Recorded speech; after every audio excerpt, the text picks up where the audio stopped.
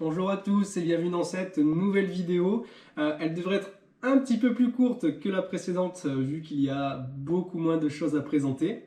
Et du coup, aujourd'hui, ça se remarque je pense assez facilement.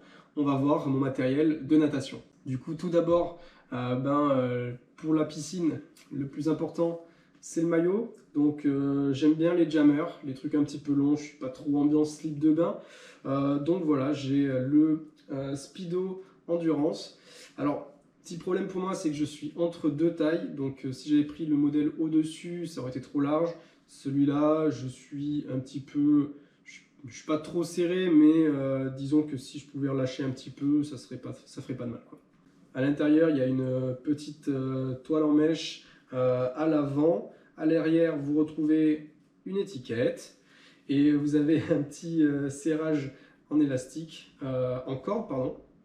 Allez, corde un tout petit peu élastique que vous pouvez venir serrer et boucler. Il est bien moulant.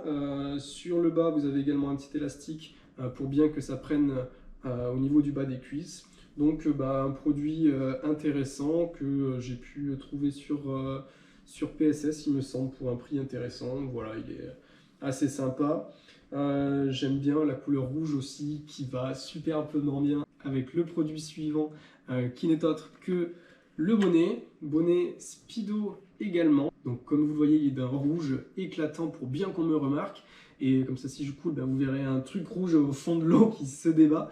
Donc non, plus sérieusement, c'est du silicone. C'est vraiment pas mal. C'est le deuxième que j'ai parce que le premier, il s'était déchiré au bout de même pas une semaine d'utilisation. Et donc voilà, il faut faire attention à ne pas le mettre quand il est sec. Donc par exemple là, je ne me mettrai pas. Il faut l'humidifier avant. Donc je pense que c'est la même chose pour tous les bonnets en silicone. C'est plus fragile quand c'est à sec. Donc voilà, pensez à les humidifier. Ça vous évitera peut-être de les craquer en les mettant sur votre teuté. Ensuite, pour aller sur le bonnet, les lunettes. Donc ce sont les Arena Cobra Ultra Mirror. Donc elles sont vraiment pas mal. Elles ont un bon maintien au niveau des yeux. Vous avez deux lanières donc en espèce de caoutchouc qui viennent se la maintenir. Vous avez un mode de serrage à l'arrière pour venir régler la pression. Elles sont un petit peu teintées, c'est pas gênant en piscine et du coup c'est hyper utile en natation à l'extérieur quand vous avez un peu de soleil, etc. Vous ne serez pas aveuglé avec ça. Donc voilà, un modèle intéressant, il y a moins cher, celles-là elles m'ont coûté une trentaine d'euros il me semble. Mais c'est quand même un produit de qualité intéressant et donc j'en suis très content aussi. On va passer ensuite aux accessoires. Donc ce sont des produits pour la plupart que j'avais achetés avant de m'inscrire en club. Donc finalement si vous vous inscrivez dans un club de natation ou de tri, ce que je vous conseille fortement parce que sinon impossible de progresser tout seul, c'est vraiment compliqué. Du coup, ce sont des achats qui ne sont pas forcément indispensables dans le sens où généralement le club met à disposition pendant les séances d'entraînement ce type de produits, des planches, des poules. Donc voilà, par exemple là j'ai ma planche Arena, je m'en suis presque jamais servi, je pense, elle est à l'état neuf. Voilà, une planche, je suis pas sûr qu'elle soit meilleure qu'une autre. Vous avez les passages pour les mains à l'avant, mais bon, sinon ça reste une planche. Ensuite, vous avez toujours de la marque Arena, il me semble, Arena, le Pool Boy. Ah, le Pool Boy. Ah, le Pool Boy. C'est mon accessoire préféré, j'adore nager avec. Surtout que je me fatigue beaucoup en utilisant les jambes et qu'en compétition, généralement, on a la combi. Ou du moins, j'espère avoir la combi. Du coup, voilà, j'aime beaucoup ce produit. À l'entraînement, ça me permet d'enchaîner les longueurs beaucoup plus facilement. Ensuite, accessoire suivant, les plaquettes. Donc ce sont Techno Pro, et donc il me semble que c'est du Intersport qui fait ça. Donc c'est un modèle de base. Voilà, pour les entraînements, ça suffit largement. Voilà, j'ai pas grand chose à dire sur ces produits, hein. Je suis désolé, ça reste de l'accessoirisation pour de l'entraînement. Donc voilà, si vous cherchez des plaquettes pas chères, il y a peut-être moins cher que ça, mais celles-là, elles font l'affaire. Ensuite, un petit gadget, alors je l'utilise pas tout le temps, mais quand j'en utilise, c'est que ça me fait vraiment plaisir. C'est quand je fais du dos, ça me sauve la vie parce que boire la tasse, enfin respirer par le nez et se prendre de la flotte. C'est vraiment l'enfer. Donc quand je fais du dos, je mets le pince-nez et ça m'évite de passer un très mauvais moment. Surtout que le dos, ben, j'aime bien ça quand ça change un peu du crawl. Donc ça doit coûter 2-3 euros ça.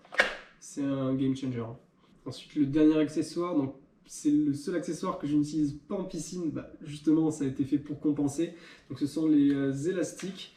Vous les accrochez, vous avez un passage sur les mains, donc ça s'utilise un peu comme des plaquettes. Et donc vous pouvez venir travailler en intérieur chez vous. Donc ce sont des produits que j'ai achetés pendant le confinement, quand je ne pouvais pas aller nager en piscine. Et je pense que ça m'a clairement sauvé la vie pour ma compète, mon half, que j'ai fait fermer. Sans ça, déjà que ça a été un calvaire, hein, parce que je suis arrivé dans un mauvais état et avec 4 séances de piscine dans les bras. Sans ça, je pense que je serais encore en train de nourrir les poissons au fond de la Méditerranée. Donc vraiment, je pense que ça m'a vraiment sauvé la vie. Après, maintenant que les piscines ont réouvertes, à voir comment je continue à l'utiliser. Sachant que j'ai déjà un petit peu de matériel de musculation pour faire du renforcement. On va voir, j'y ai pas encore trop réfléchi, on verra. Et enfin, le dernier produit, donc celui qui prend le plus de place sur la table, c'est ma combi de natation. Donc c'est la Speedo Fast Skin Xenon. Alors si vous voulez beaucoup de détails, je vous invite à voir la vidéo qui est de ce côté, j'espère. Donc voilà, où je vous fais la présentation. Donc maintenant que je l'ai utilisée quelques fois, eh ben, je la trouve toujours vraiment sympa. Il y a les mouvements qui sont aisés avec une épaisseur qui est diminuée au niveau des épaules et des bras par rapport au reste. Donc là on a du 2 mm d'épaisseur. Donc vous n'avez pas de difficulté à vous mouvoir dans l'eau. Il y a un sentiment de... Enfin pour moi, après ça dépend de votre gabarit à vous, de la taille que vous prenez.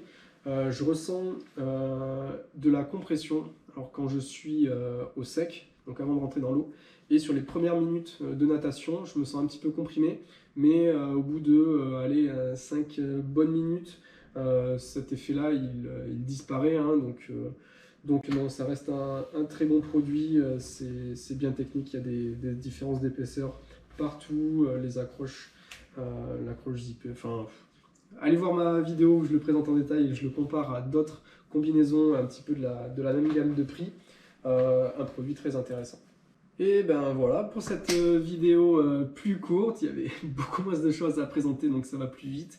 Vous aurez quelques liens en description. Si vous avez d'autres questions, venez en commentaire pour en discuter, j'y répondrai. Abonnez-vous. Abonnez-vous à la chaîne s'il vous plaît, ça m'aide beaucoup, ça m'encourage aussi à continuer. Et puis comme ça, vous ne manquerez pas la suite, notamment la vidéo sur mon matériel de cyclisme. Et voilà, petit pouce bleu si ça vous a plu. On se retrouve assez rapidement pour une prochaine vidéo. Et voilà, à bientôt, ciao.